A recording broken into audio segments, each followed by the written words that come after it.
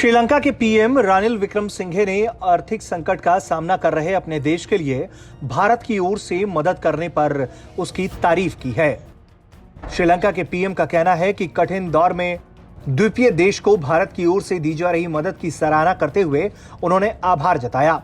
उन्होंने कहा कि वो दोनों देशों के संबंधों को और मजबूत बनाने के लिए उत्सुक हैं। विक्रमसिंघे ने ट्विटर पर कहा है कि उन्होंने भारतीय वित्त मंत्री निर्मला सीतारमण के साथ बातचीत भी की है। इस दौरान उन्होंने भारत की ओर से मिल रहे आर्थिक मदद पर निर्मला सीतारमण से भारत की तारीफ की।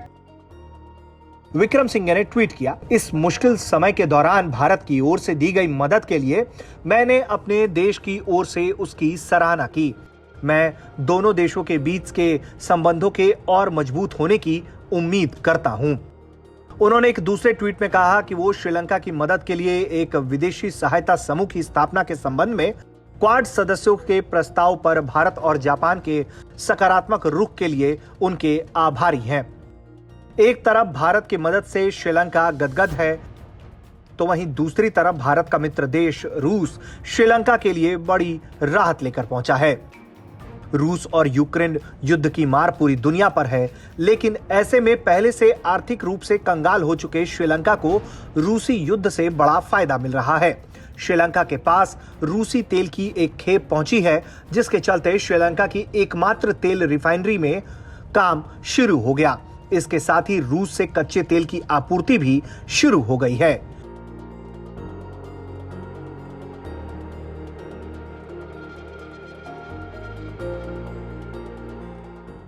श्रीलंका के बिजली और ऊर्जा मंत्री कंचना विजयसेकरा ने ट्वीट में कहा, सुपुग स्कंद तेल रिफाइनरी 20 मार्च 2022 के बाद पहली बार अपना परिचालन फिर से शुरू कर रही है, जिसमें कच्चे तेल उतार लिए गए हैं।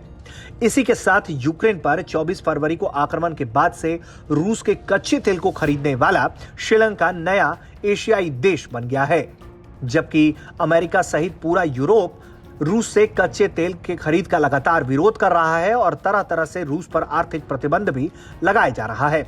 ऐसे में लगातार श्रीलंका इस कोशिश में लगा हुआ है कि कैसे भी करके वो खुद को आर्थिक संकट से उबार सके। ऐसे में रूस से मिलते सस्ते कच्चे तेल ने उसे एक बड़ी उम्मीद दी है। ब्यूरो रिपोर्ट, भारत तक।